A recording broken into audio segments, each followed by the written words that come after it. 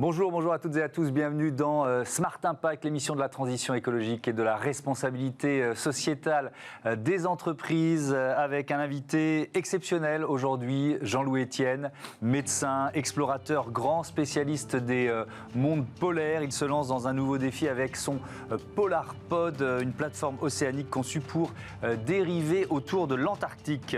Cette mission scientifique, c'est aussi un défi technologique, industriel. On verra comment ces partenaires le rendent possible, notamment Cegid, le leader du cloud créé par Jean-Michel Aulas. Et puis dans Smart Ideas, une start-up à l'honneur, comme tous les jours, on découvrira Circule Egg ou comment transformer et valoriser les coquilles d'œufs. Voilà pour les titres, on prend la mer tout de suite avec Jean-Louis Etienne et le PolarPod.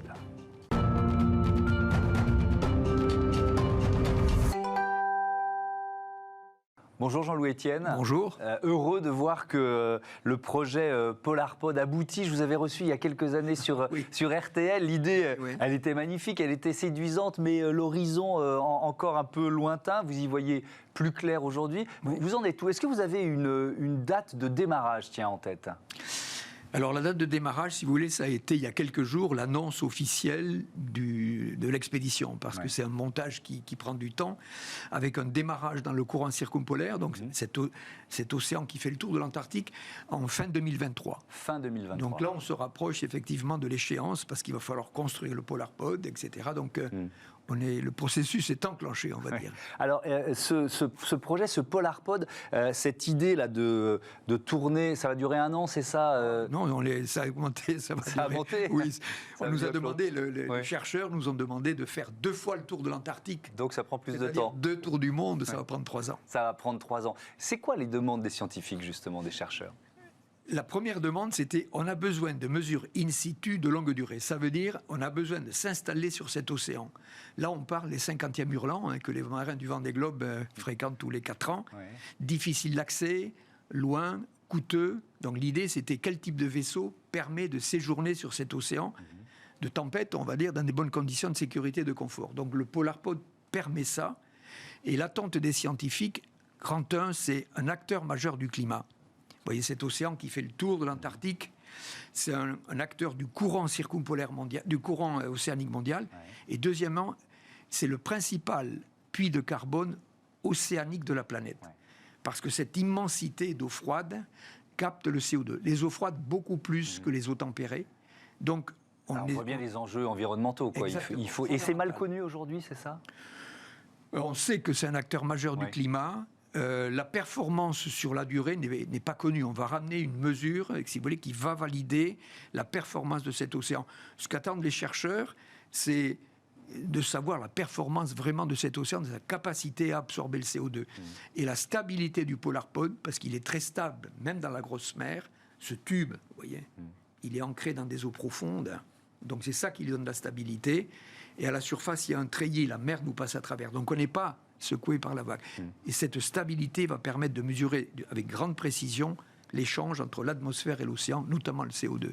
Alors, on va présenter un peu la bestiole, là. Il fait quel poids, quelle taille? Alors, ce ça PolarPod? fait 1000 tonnes. 1000 tonnes. 1000 tonnes en charge, ça fait 100 mètres de haut. Donc 80 mètres sont sous la surface. Personne n'habite sous la surface, c'est un flotteur avec un lest de 150 tonnes au fond. C'est cette prise dans les eaux stables profondes qui lui donne sa stabilité. Il y a 3 marins de la marine marchande et 4 ingénieurs qui vont travailler à bord. Qui sont dans la nacelle au-dessus, c'est ça? Dans la nacelle au-dessus. Donc ce sont des professionnels, donc on nous a demandé de faire des études de mal de mer. Qu'est-ce qui se passe là-haut? En fait, c'est une très grande stabilité pour les raisons que j'ai évoquées.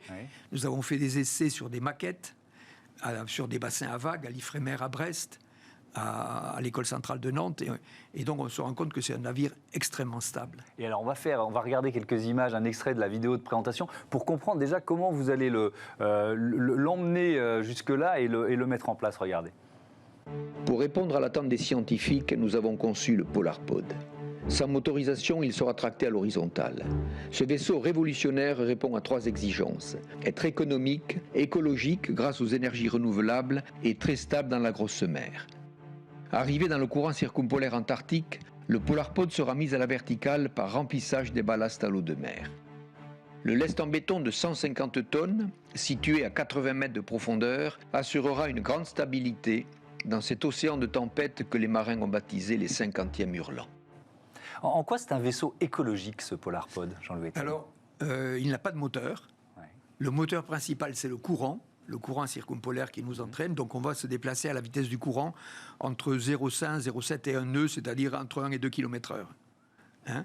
Et puis, deuxièmement, on est autonome en énergie, puisqu'on a 6 éoliennes. Là, c'est un schéma ancien. Maintenant, on a 6 éoliennes qui vont nous donner de l'électricité suffisante avec 2 packs de batteries qui vont stocker et qui nous donnent l'énergie électrique nécessaire pour l'ensemble de la mission. Mais alors, comment vous faites s'il y a des icebergs, par exemple? Il faut quand même pouvoir éviter. Je crois que ça fait partie des rencontres possibles dans ces coins-là. Vous avez raison, ça c'est l'obstacle. Alors, d'abord, on va doucement et l'iceberg va lui aussi doucement. Oui. Donc, déjà, au radar, on va se dire, tiens, on a peut-être une route de convergence. On a peut-être des vitesses de dérive différentes. Et là, il faudra s'écarter de notre route. Il y a 2 ailes de part et d'autre sur lesquelles on met des voiles asymétriques, ou d'un côté ou de l'autre, qui vont nous permettre de marcher en crabe un petit peu et de nous éloigner lentement des icebergs. Ça, c'est le principal obstacle, effectivement. Ce courant-là, circumpolaire, il traverse, donc il parcourt combien de kilomètres? Et puis surtout, on est dans plusieurs océans d'une certaine façon, voilà. C'est ça? Alors, c'est une courroie de transmission, on va dire, entre les 3 océans, l'Atlantique, l'Indien et le Pacifique. C'est le seul océan qui fait le tour du monde sans rencontrer de terre. Vous voyez, il tourne autour. Donc, dans ce sens, c'est un acteur majeur de la circulation océanique mondiale. Ça fait 22 000 km de circonférence. Et à la vitesse entre 1 et 2 km/h, ça va nous prendre peut-être 3 ans. Il y a le seul obstacle que vous avez effectivement mentionné, c'est l'iceberg, mais c'est peut-être une très grosse vague. Alors, le Bureau Veritas, donc, qui est une agence de certification, donc on est passé par toutes les certifications, à la fois la Commission centrale de sécurité des navires, le Bureau Veritas, il faut valider cette construction, et le Bureau Veritas nous a demandé d'affronter la vague cinquantennale. C'est une vague de statistiques, seuls les ordinateurs l'ont vue. Elle fait 38 mètres de haut, vous voyez, 38 mètres de haut, de creux à crête. Voilà. Elle arrive toutes les 18 secondes pendant 3 heures. Donc il a fallu faire des maquettes, des nouvelles études pour affronter tout ça. Donc ça, c'est un obstacle. Les obstacles, c'est essentiellement les vagues. Mais le Polarpod, si vous voulez, s'il rencontre cette vague géante, il va se coucher. Mais c'est un culbuto, il reviendra à la verticale. Et donc, il est conçu pour supporter les conditions de mer 50e hurlant, vous nous l'avez dit, qui sont particulièrement rudes. Vous allez pouvoir observer la faune aussi. Ça fait partie des objectifs? Oui. Une autre particularité, si vous voulez, de ce bateau, c'est qu'il est silencieux. Et donc, à 80 mètres sous l'eau, on va mettre des hydrophones, c'est-à-dire des micros sous l'eau. Et par acoustique, on va faire un inventaire de la faune, parce qu'on connaît la signature sonore de toutes les espèces. On écoute, si vous voulez, et donc l'ordinateur va nous dire, tiens, une baleine bleue, tiens, un orque, tiens, du krill, voilà. Et donc, pendant 3 ans, c'est ça qui est important aussi de cette mission, ça va durer 3 ans, mais on va faire des analyses, on va faire de la recherche, aux 4 saisons. Aux 4 saisons pendant 2 ans. C'est-à-dire, on va y être l'hiver, l'été, etc., toutes les saisons. Chose qui n'a jamais été entreprise, C'est un projet de combien d'années, ça, Jean-Louis Etienne, pour vous? C'est 10 ans entre la première idée qui n'était pas celle-là. La première idée, j'avais inventé une énorme bouée, si vous voulez, un grand pneu une chambre à air qui pouvait être à cheval sur plusieurs systèmes de vagues, mais ça pouvait parler bien. Et donc, le tronc central, c'est une idée donc, avec laquelle on a travaillé avec un bureau d'études qui est à Lorient. Pendant 2 ans, j'ai travaillé aux États-Unis parce qu'il existe un navire de ce type-là, comme ça. Et puis, je suis revenu en France et ça fait 10 ans de travail, à la fois technologique et à la fois la recherche de financement qui est un lourd travail. C'est un métier de chef d'entreprise que vous menez depuis plusieurs années autour de Polarpod. Oui, mais d'une manière générale, une expédition est une entreprise, vous voyez, parce que, et en fait, le chef d'entreprise que l'on est quand on monte une expédition, il faut faire avancer tous les curseurs en même temps, si vous voulez, administratifs, juridiques, financiers, technologiques, de manière à ce qu'il y ait une convergence à un moment donné, que tout le monde arrive ensemble, Et le budget qui est une épreuve d'endurance. Justement, j'allais vous en parler du budget, parce que le financement, vous en êtes où? Il est totalement bouclé, presque bouclé? À 75-85%, il est bouclé, oui. C'est du public-privé? C'est un partenariat public-privé. L'État, l'Agence nationale de la recherche et le secrétaire général pour l'investissement financent la construction. L'investissement est un investissement d'État. Et moi, de mon côté, l'exploitation, c'est-à-dire l'expédition elle-même, c'est du financement privé avec la recherche de partenaires. Donc Cégide, qui est un de mes premiers partenaires. Ils vont nous rejoindre dans un court instant. Voilà, et d'autres partenaires aujourd'hui. Nous avons des grandes entreprises de l'énergie que sont la Fondation Total, EDF, Mersen, AkzoNobel, enfin il y a Spibatignoles. Vous voyez, j'ai cherché les grandes entreprises qui ont un impact et une action et une capacité à agir sur la transition énergétique. Et bien justement, on va environnementale. écouter le discours de Cégide, l'un de vos partenaires, et puis on va voir à quel point ce projet a une dimension internationale aussi.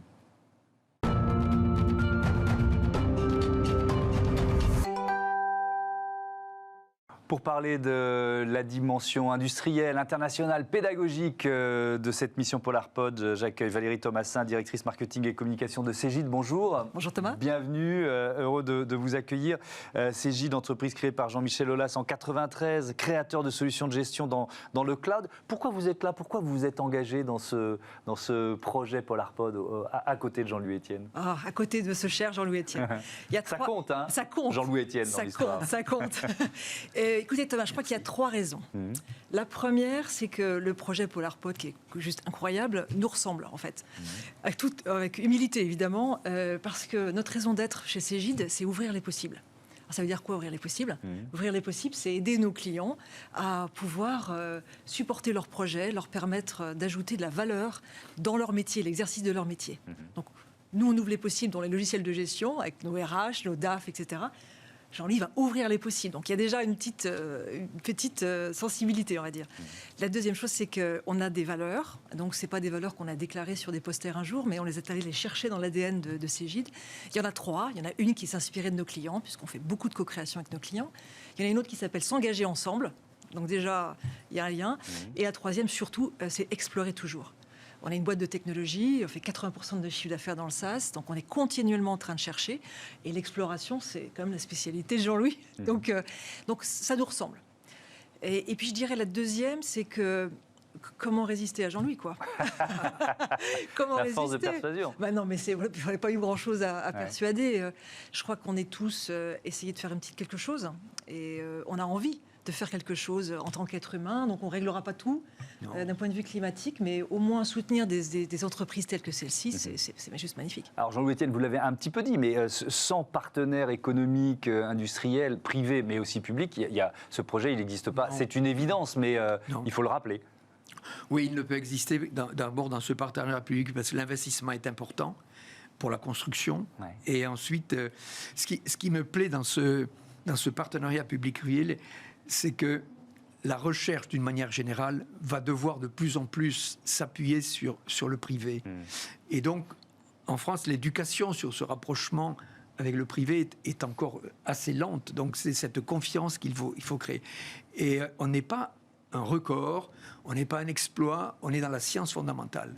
Et entraîner des partenaires, si vous voulez, sur de la science fondamentale, on n'a pas de business plan au sens où on va gagner, on va atteindre un truc inaccessible. On est dans la recherche fondamentale sur des domaines, bien sûr, sur lesquels les entreprises sont sensibles, climat, biodiversité, impact anthropique.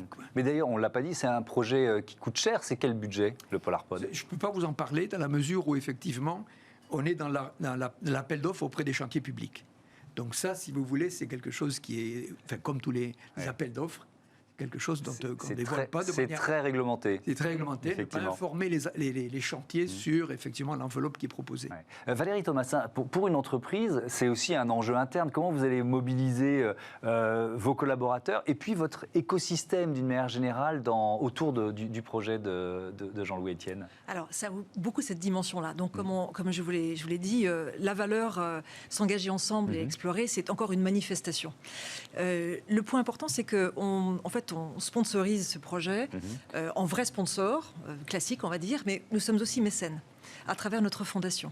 Notre fonds de don de fondation, alors c'est pas exactement le terme, ça s'appelle un don...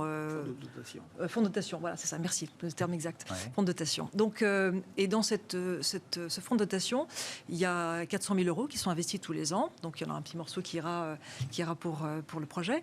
Et puis il y aura aussi tout un pan d'engagement numérique pour aider, parce que c'est notre métier, la partie numérique. Il y a aussi votre expertise Il y a aussi technique qui peut KMA. servir, oui. Voilà, et il y a tout un volet éducatif. Donc ce volet éducatif nous intéresse beaucoup dans le cadre de ce fonds parce que nous allons essayer d'être le relais, encore une fois à notre humble échelle, de pouvoir faire ce relais éducatif, ce qui est tout un pan du projet. Alors justement, Jean-Louis Etienne, cette dimension pédagogique, et là je dis un projet international parce que ça peut intéresser évidemment les élèves, les jeunes du monde entier. On parle de la planète, hein, on parle pas, on parle d'un enjeu planétaire. Comment vous allez le mettre en œuvre, ça? Une expédition, si vous voulez, c'est l'occasion. D'abord, vous avez une légitimité. Vous êtes le mec qui est là-bas, qui va vous parler d'eux. Vous voyez, cette légitimité vis-à-vis des élèves et du public. Donc, on a déjà cet impact du terrain. Et ensuite, ça se construit. On a un réseau d'enseignants qui décortique l'ensemble du programme scientifique et informe en troisième, en seconde ou une école d'ingénieurs les choses sur lesquelles ils peuvent s'appuyer.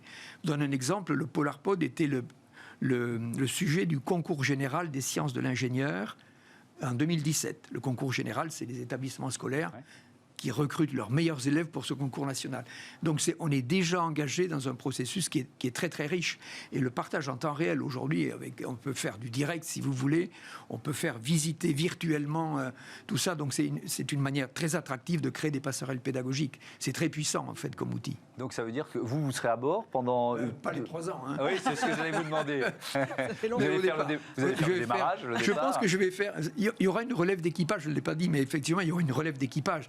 Régulière, tous les quoi? Tous les 2 mois. 2 mois, d'accord. Personne ne va rester 3 ans. Ou alors, il faut vraiment avoir envie de... C'est pas une punition. C'est ce que j'allais vous dire, il faut avoir envie de souffrir pour y rester 3 ans d'affilée. Voilà. Dans une relève d'équipage tous les 2 mois. Et je pense que je ferai une relève sur chaque océan. Ah oui, évidemment. Et donc, ça veut dire que vous pourrez dialoguer, évidemment, il y aura des moyens de dialoguer en direct dans des médias pour faire parler du projet, mais aussi avec les élèves, quelle que soit leur classe, leur âge. On a un comité, effectivement, où il y a une personne qui est détachée du CNRS pour animer la communication scientifique auprès des établissements scolaires, des ingénieurs. Enfin, c'est déjà très en place et c'est très performant. Vous voyez, moi, j'ai un certain âge aujourd'hui. J'ai commencé les projets pédagogiques à partir des expéditions il y a très longtemps. Vous voyez, et aujourd'hui, mes fans, entre guillemets, ils ont 50 ans. Ils ont mon âge. C'est un peu nous, oui. Ils ont mon âge. Ouais. Des gens qui ont suivi, qui m'ont regardé quand j'étais au Vous nous avez fait rêver, gamin. Oui. Et déjà, on avait déjà enclenché des projets pédagogiques qui étaient très performants, quoi. Et ils en ont entendu parler à l'école ou à la maison. Voilà, mais ça fait longtemps. Moi, je suis passionné par la pédagogie. C'est une façon, c'est la mise en scène des connaissances. Ça, c'est fondamental. Mettre en scène la connaissance pour la rendre attractive. Ça, c'est et alors, on n'a pas tout à fait répondu sur la partie interne pour les 3000 collaborateurs de Cégide. C'est aussi ça. Enfin, on les imagine se sentir partie prenante du projet PolarPod. Complètement. Donc, à travers ce fonds, on a des collaborateurs qui sont mobilisés. Hein, il y en a quelques centaines quand même. Donc, ils vont prendre ça à bras le corps, c'est sûr, parce que c'est déjà, ça frémit déjà dans l'entreprise pour dire alors, ça démarre quand. Ça, c'est certain. Et puis, bien sûr, on a eu beaucoup de retours. On a annoncé il n'y a pas très longtemps ensemble. On a eu beaucoup de retours. Les gens sont juste inspirés. Juste inspirés. Et donc, pour nous, c'est un temps long, parce que ça va prendre un peu de temps, notre affaire. C'est un temps long sur lequel on va pouvoir communiquer et suivre l'expédition de Jean-Louis avec enthousiasme, en tout cas. À l'interne de l'entreprise, c'est très fédérateur. Ça, je me suis toujours rendu compte, ça crée un écosystème au sein même de l'entreprise. Alors, ce qu'on n'a pas dit, Thomas, c'est qu'en début d'année, l'année dernière, quand on a eu le premier confinement, on savait déjà qu'on allait faire ça, mais on attendait, on était dans les starting blocks. On a fait venir Jean-Louis Etienne dans une visio, un Teams, et on a fait un espèce de moment de respiration. On était au fond de notre premier confinement, tout le monde était en télétravail, et ça a juste déclenché un truc génial. Very good. C'était bien. On a reçu une liste. Ça a boosté les énergies de tout le monde. Je voudrais, il nous reste un peu plus de 2 minutes, Jean-Louis Etienne, pour terminer, revenir sur l'enjeu principal de ce que représente ce courant qui fait le tour du monde, là, cet océan qui croise les 3 océans, en termes d'absorption du carbone. Pourquoi c'est un puits de carbone? Comment ça marche? Qu'est-ce qu'on sait aujourd'hui et qu'est-ce que vous espérez apprendre aussi? Les océans sont des puits de carbone. Le CO2 que l'on émet en excès, si vous voulez, la moitié reste dans l'atmosphère. C'est ça qui est responsable du réchauffement climatique. Une autre partie est absorbée par la terre, le côté terrien de notre planète, c'est-à-dire le verre, la chlorophylle, le pigment de chlorophylle par photosynthèse. Il n'y a que la nature qui peut recapter le CO2 qui est dans l'air. Il n'y a que la nature. Donc à terre, c'est toute la végétation, les prairies, les forêts, etc. Et en mer, il y a deux façons d'absorber le CO2. D'une part, ce qu'on appelle le phytoplancton, les herbes planctoniques, le ver, si vous voulez, de l'océan, exactement, il y a le ver à terre, le ver de l'océan, et ce qu'on appelle la pompe biologique, et il y a ce qu'on appelle la pompe physique, c'est-à-dire la dissolution du CO2 dans l'eau. Voilà. Et le CO2 se dissout beaucoup plus dans l'océan austral que nous allons étudier, parce que ce sont des eaux froides, et deuxièmement, c'est un océan agité. Et quand il y a des vagues, ça capte, si vous voulez, ça brasse du CO2, ça brasse l'atmosphère, et donc ça l'amène à disposition des herbes planctoniques. Donc c'est, si vous voulez, l'océan austral absorbe la moitié du gaz carbonique absorbé par l'ensemble des océans de la planète. Et le fait de le mesurer pendant 3 ans, aux 4 saisons, en permanence, va nous ramener la performance précise de cet océan dans la capacité à réguler le climat. C'est très attendu pour les modèles climatiques. Est-ce qu'on sait d'ores et déjà si le réchauffement climatique altère, justement ? On le craint. Oui, il y a une crainte, effectivement. Le fait que la température monte, comme je vous dis, c'est performant parce que c'est froid, mais ça se passe des fois à quelques dixièmes de degrés, les transformations, vous voyez. Donc, le niveau de l'océan monte de 3,2 mm par an. La température de l'océan augmente. L'océan absorbe 93%, c'est énorme, de l'excès de chaleur du réchauffement climatique, est absorbé par les océans. Donc l'océan est un grand régulateur du climat. Et donc cette campagne, qui est inédite, va apporter beaucoup d'informations. Merci mille fois, Jean-Louis Etienne. Merci Valérie Thomassin. C'était passionnant de vous recevoir. Et bon vent, on peut le dire là, vraiment, clairement, à votre Polarpod. Vous n'en manquerez pas, ça c'est sûr. 50e Hurlant. Bon courage, on sera avec vous évidemment et on vous suivra de très près. Tout de suite, c'est Smart Ideas, une start-up à l'honneur. Smart Ideas avec BNP Paribas. Découvrez des entreprises à impact positif.